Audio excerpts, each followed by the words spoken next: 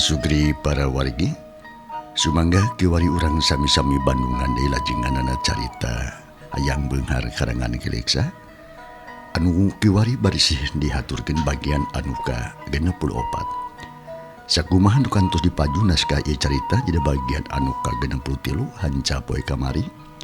Padaran Mang Dedi kebegat wanci dina mangsa medalikeun kaayaan alam pasosore di lembur garumpit khususna ka Abah Jari kalih Mang Inta anu harita amitan sanggeusna nyemah ka saliyah sakulawarga.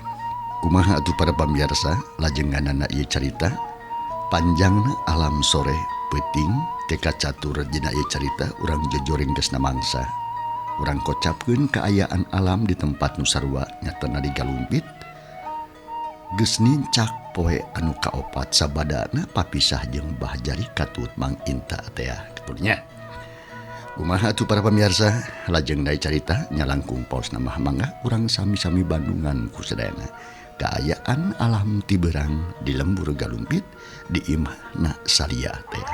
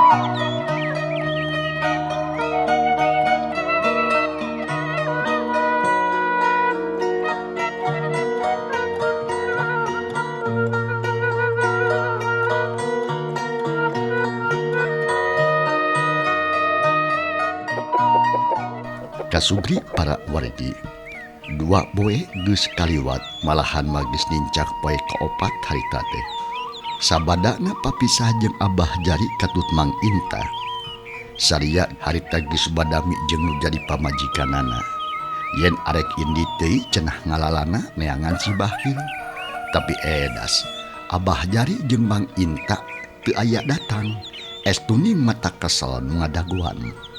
Isuk-isuk harita teh nincak poe anu kalima. Saria keur ngadaweung dina Bang Barung bari jeung ngadaguan anu nyamper nyatana Abah Jari katut Mang Inta. Tapi nepikeun ka wanci rumangsang teu aya bae datang. Nya nu akhirna salia ras inget kana amanat Abah Jari. Yen lamun 2 poe teu aya datang bae hartina aya halangan. Dumasar kana haeta pok salia ngomong bari ngareret ka bojona nyatana nya Marti teh. Marti, ayeuna Kang. Akang mah jadi malang ka si Abah Jari teh ye. Ya kumaha kitu sok sieun aya halangan anu matak gejad kena lampahan. Duh, jadi bingung akang teh ka ditu kumaha henteu kumaha. Duh, sok sieun aya nu matak nyilakakeun lantaran asa beda kana hate ting sareblak wae.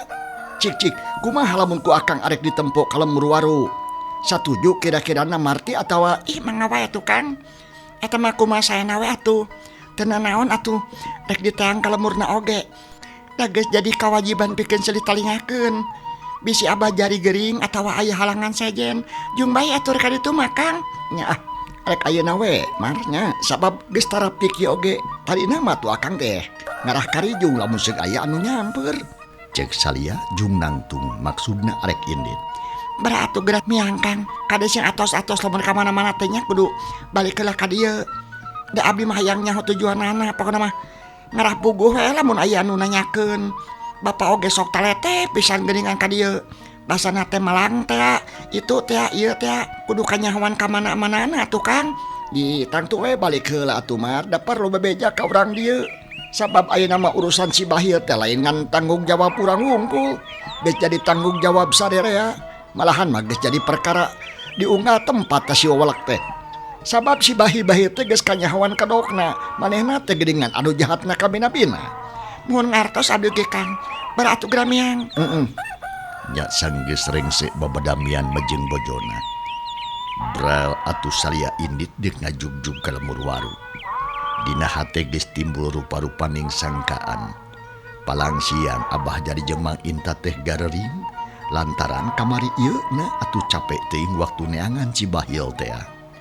Katurug-turug kurang sare di ongkoh geus tangtu bakal mopo da puguh geus lila pisan ider-ideran neangan Cibahil teh.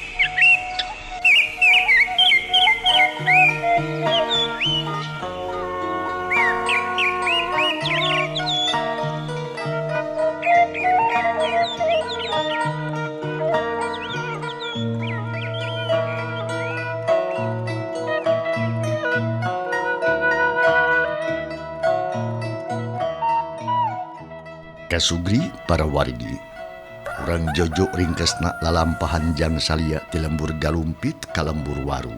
Urang kocapkeun geus tepi weh salia teh. Mangsa alam harita teh kira wanci lohor. Salia geus anjog ka lembur waru memeh ka imah Abah Jari gilak nyimpang gelah ka tajung. Terus ngadon salat lohor heula. Sanggeus kitu kakara muru ka imahna Abah Jari. Barang datang mending anjenghok sabab ditepas loba jelema. Punten kasadayana, sim kuring 3 lumpit bade nepangan Bah Jari. Salia uluk salam berjeng manggut. Nangtung di buruan, manehna teu wani asup ka jero lantaran loba jelema, mangkaning teu warawuh ngan untung we aya nu nyaho ka Salia. Yen kungsi babarengan jeung Abah Jari, manehna teh tatangkana Bah Jari nu pangdeuketna nu katalah Jang Siman. Gening iya Jang Salia. Pamit telepat mah Jang Salia sanes. Cek Siman bari jeung neutup ka Salia. Sumuhun abdi pun Salia 3 lumpit. Dupi Bah Jari aya tanapi alah sok kalabat heula Jang. Aya si Abah mah jelabat yuk. Jeung Mang. Salia dibagiakeun ku Mang Siman. Terus ditungtun dibawa ke tengah imah. Nu ngariung ditepas carohok can wawuheun ka Salia. Parandene kitu eueuh anu ngomong. Ukur kitu we pating polohok kanu kakada datang. Ari Salia barang jo ka tengah imah teh mending ngarenjag bakat kuriwas. Ari sabab nempo Abah Jari nu ngajepat dina kasur. Pada ngariung-riung kudu narempo. Kunaon Abah teh nah geningan kulam wae? Cek Salia gugup terus diuk deket Abah Jari nu ngalempreh bangun ripu. Nu aya di dinya carohok teu pati wawuheun beureun ka Salia. Untung di dinya aya Ambu Jari anu unggal waktu terajauh jeung nu gering pok harita. Bagea Ujang, syukur teuing buru-buru datang ka dieu cilaka si Abah teh kalah namrug geura ieu. Gering ti barang datang ge. Panas jeung sok sasar we. Lamun kesasar teh tanagana rongkahna ka bina-bina. Da direjengan kulimaan teh tara kuateun. Tapi lamun geus eling teu kuat hudang-hudang acan tak kitu Ujang. Ya Allah ya Robi. Kutan teh damang Abah. Na kumaha kawitna atuh Ambu? Cek Salia ngerasa kaget. Watir nembu Abah Jari anu teu walakaya ngajepat harita teh. Nyeta tuh Ujang. Teu puguh mimitina teh sababarang joge ka tempona bangun ripuh. Lempang lagi sosoloyongan Ujang jika nuker mabok banget berem panon celeuyeuk sarta pias lir mayit. Ari sup teh ka imah geura teu loba omong terus ngoloyong ka nggon ngagoler we teh hudang-hudang tepikeun kayeuna.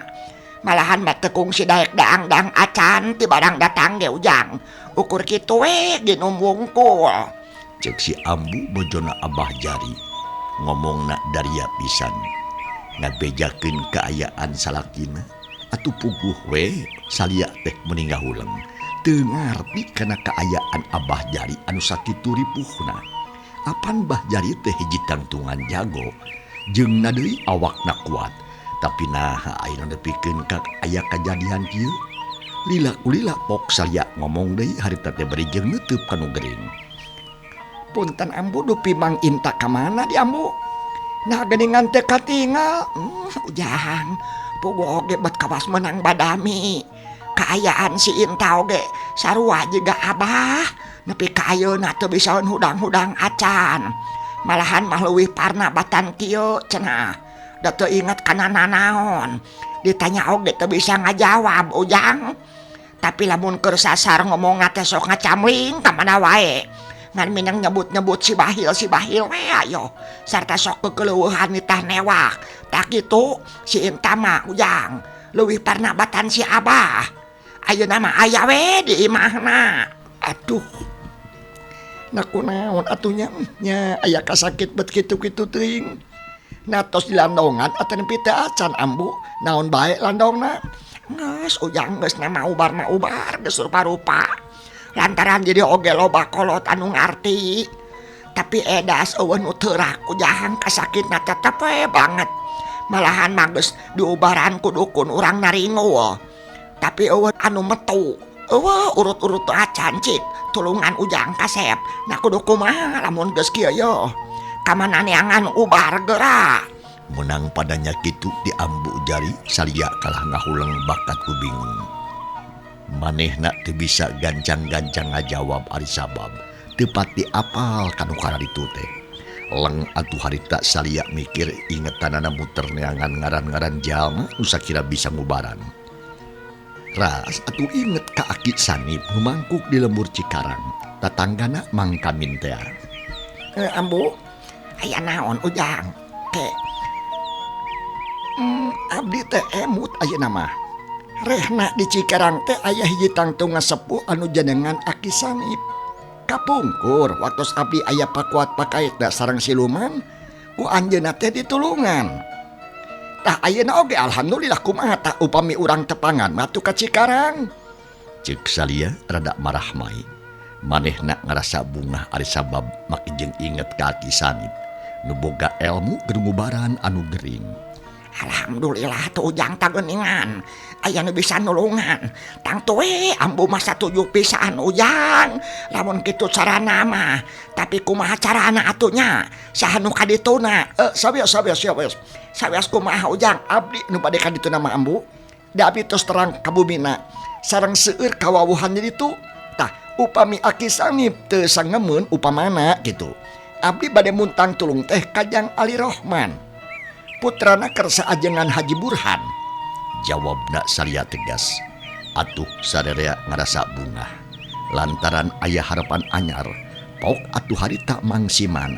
Anu atuh Jang pogo Mang teh keur bingung teu mangitungtung susah nu daya hinggana da teu bisa nulungan kanu teu damang kieu mah sugan we atuh ari aya jalan mati Ujang tiasa katulungan.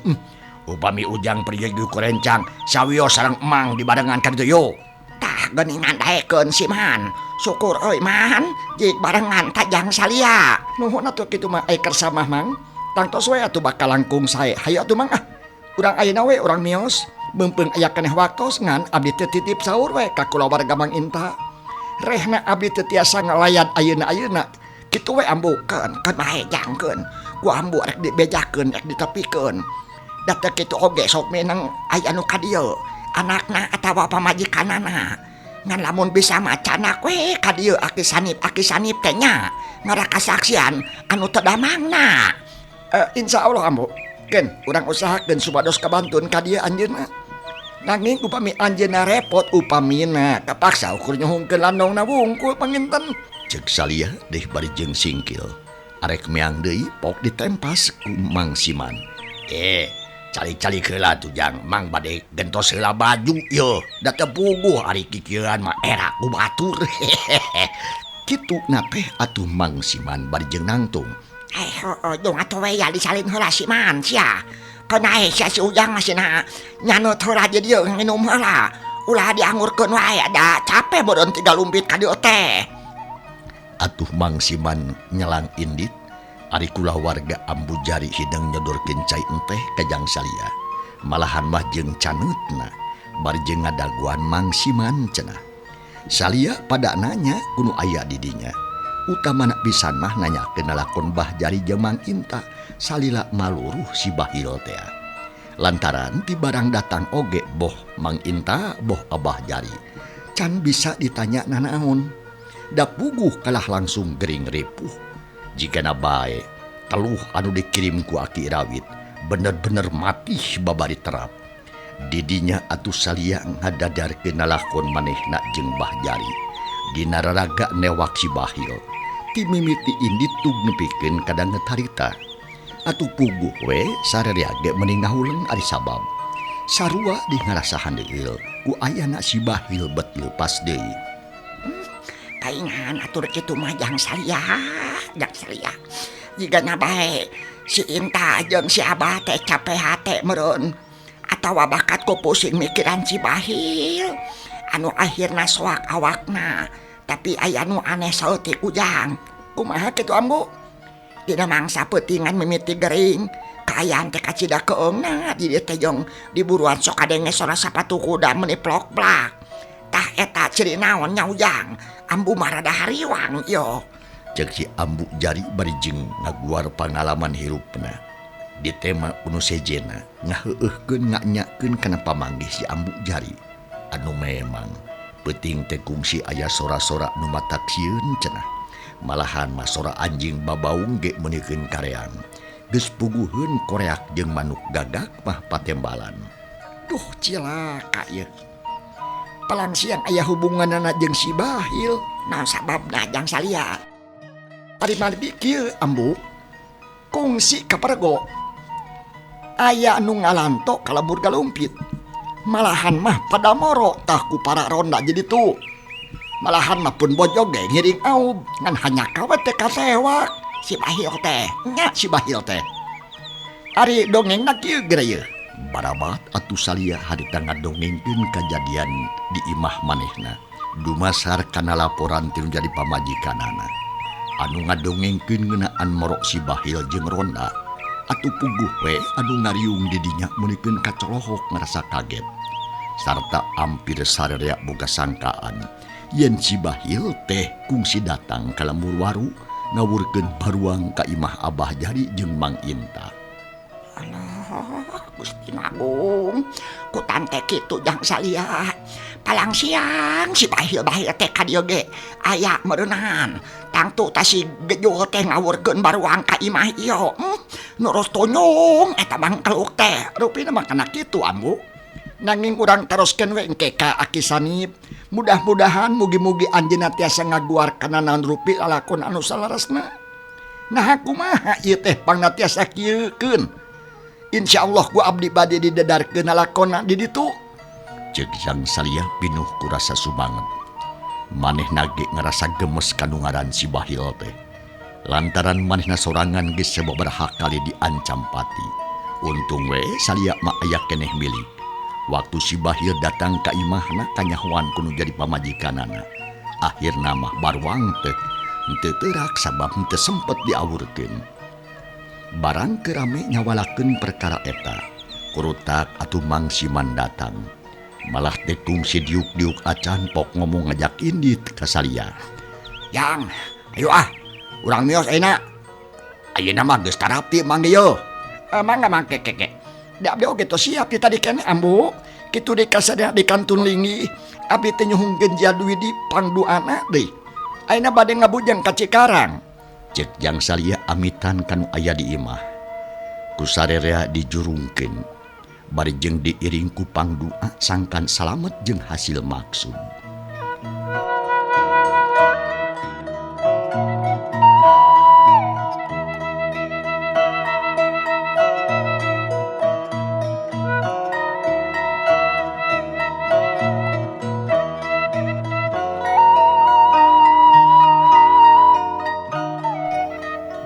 Samemeh ninggalkeun imah, jang Salya ngadeketan heula ka Abah Jari anu sare keneh. Dicekel pigelang leungeunna sarta amitan jiga kanu nyaring bae. Parandene kitu Abah Jari tetep ngalempreh. Jiga nu tibra pisan. Da unggal poe ge kitu tara ngomong jeung teu bisa ditanya. Nya sanggeus sagala rupana tarapti. Jang Salya teh kencis indit jeung Mang Siman. Deuk nepungan Aki Sanip nu mangkuk di lembur Cikarang.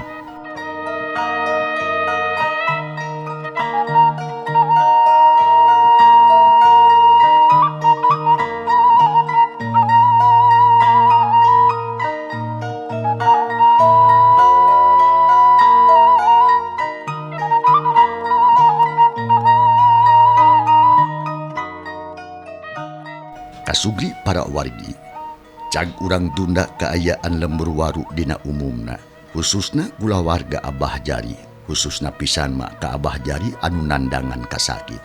Ayeuna urang pusirkeun perhatian urang nyatana ka Jang Salya anu babarengan jeung Mang Siman deuk nepungan Aki Sanip nu mangkuk di lembur Cikarang.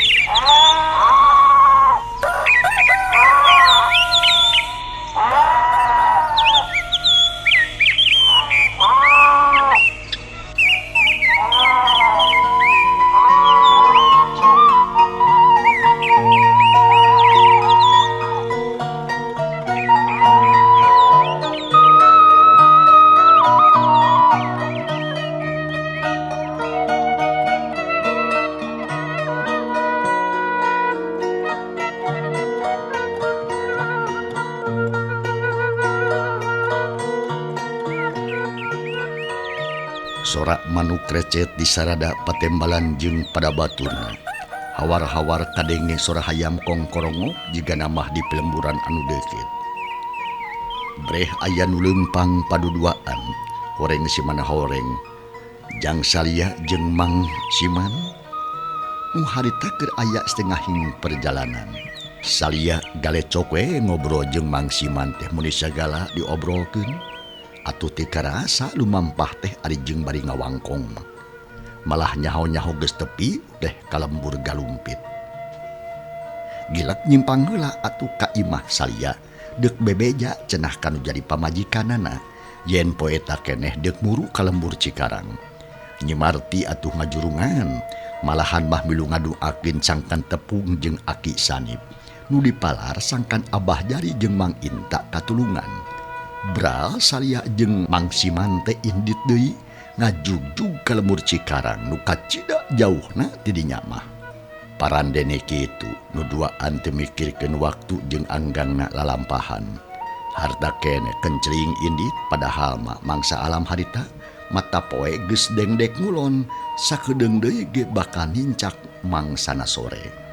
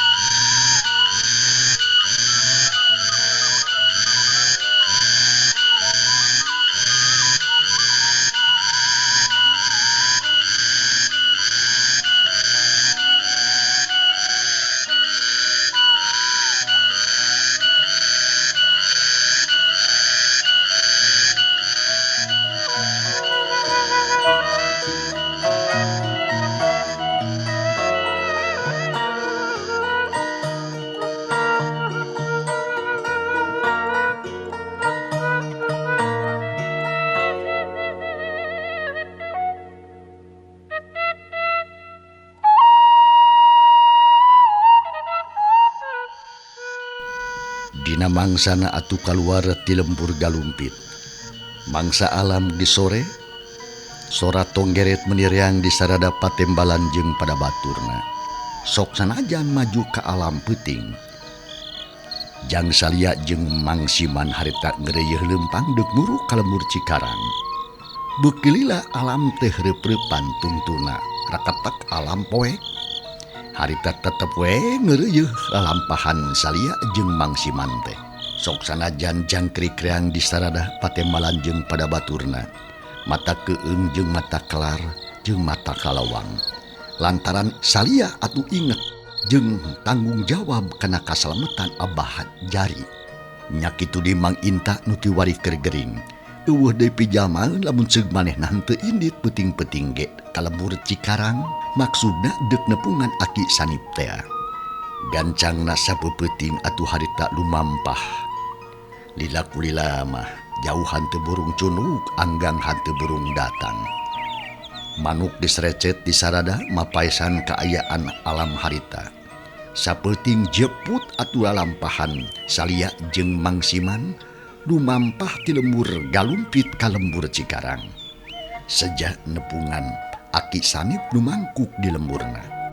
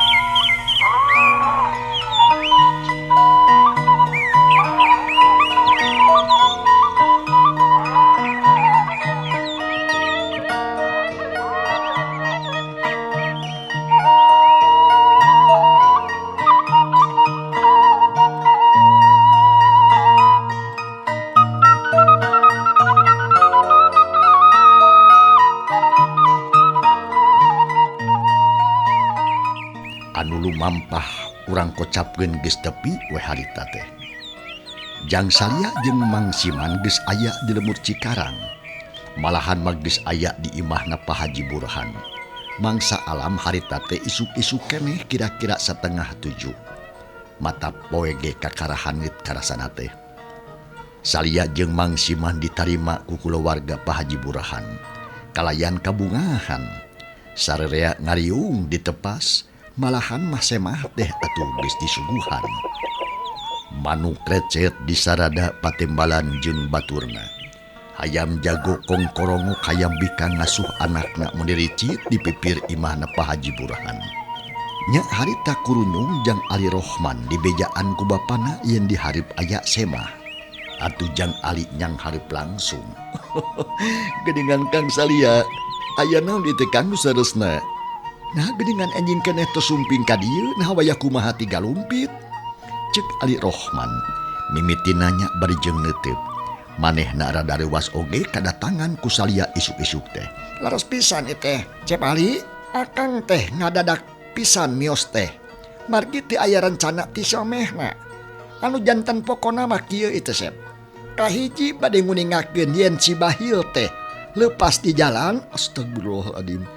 Kaduana bade nyuhunkeun senjata pitulung ka karsana Aki Sanip kalih ka Asep we, Sep Ali. Kanggo ngalandongan Abah Jari kalih Mang Inta.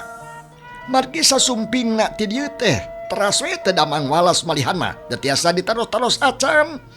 Tak kitu maksada akang pangnadongkap teh, ye. Nu mabi hapunten we, ngadadak pisan ieu teh. Cek Salia langsung ngomongkeun maksud kana pokona. Teu malapah gedang heula, da eta mah atuh Pak Haji Burhan jeung kulawargana mending ngarenjang bakat ku reuwas. Miluhan deul ku leupasna si Bahil jeung reuwas we ku geuringna Bah Jari jeung Mang Inta. Kutan teh kitu Kang. Nah aya we atuh dodoja teh nya. Kumaha atuh pami tos kieu ama? Naon anu kedah dipilampah kurang? Cek Ali Rohman nanya ka bapana. Kelanan. Kumaha dongeng nu sabadarna atuh ieu teh Jang Salia. Sabab kudu kanyahoan heula ka sang tukangna muncul bahasa Indonesia nama latar belakangna. Ulah rusuh nyieun putusan. Cek Pak Haji Burhan tetep tenang anjeunna mah. Teu gancang-gancang kapangaruhan ku bejati Salia. Atuh teu talangke barabat Salia teh ngadongengkeun sakabeh lalakonna. Ti mimiti balik ti Cikarang basa mawasi bahil tug nepikeun kadangat harita. Atuh Pak Haji Burhan meuli solohok bakat ku handeul. Ditambah kuatir kabah jari jeung Mang Inta anu katarajang gering parna. Tah kitu dongengna teh Pak Haji. Oge Cep Ali anu mawi tebih oge abdi teh ngahaja we nepangan ka dieu bade mundut senjata pitulung. Kahiji mundut tulung atuh ka Cep Ali, kaduana ka kersana Aki Sanip anu tangtos bakal tiasa ngarengsekeun ieu masalah. Cek Salia mungkas omonganana barutret ka pribumi. Oh kitu geningan ama. Kumaha atuh nyana mending ka ditu wae kitu ayeuna atanapi kumaha abdi teh margi hawatos atuh ku abah jadi kalih Mang Inta. Cek Ali Rohman bari ngareret ka bapana. Nu harita keur ngahulang we bari ngusapan gado. Bari jeung mikir di ongkoh. Pok Pak Haji Burhan harita. Oh kieu we atuh ayeuna mali. Lamun kitu jalan-jalan mah ulah ngendalkeun Aki Sanip unggul. Naon sababna karunya geus kolot bantuan we ku hidup nyalinya. Jung datangan ka ditu kalamur waru tulungan anu garering teh ngan lamun bisa teh mah Aki Sanip kudu kabawa kajeun lila di jalanna.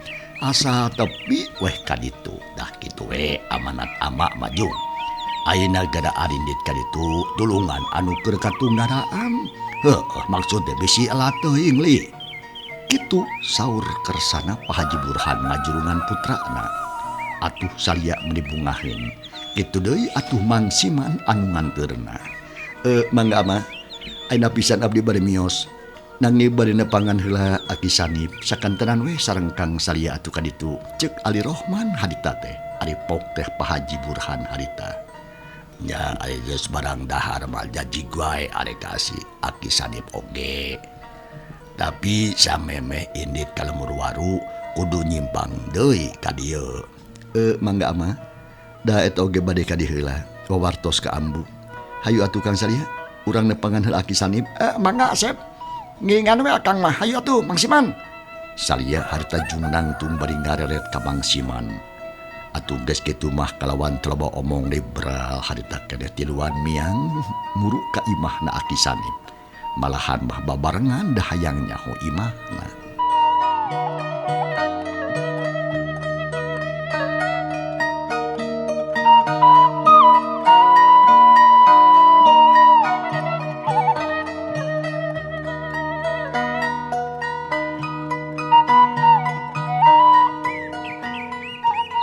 Bekelila bangsa alam teh nyerelek hanti karasa. Nyaho-nyaho harita teh geus dam setengah salapan isuk-isuk. Sedengkeun nu tiluan harita teh geus tarepi ka imahna Aki Sanip. Kabeneran atuh anu didatangan teh keur aya di imah can indit-inditan. Atuh Salia jeung Mang Siman ngarasa bungah. Terus dariuk ditepas sabadana disambat ku pribumi. Malah Aki Sanip geus ngajemprak sila nyang hareupan semahna. Ayah, Aki teh balik teh. Ya bener agam jajang ka Aki. Ya.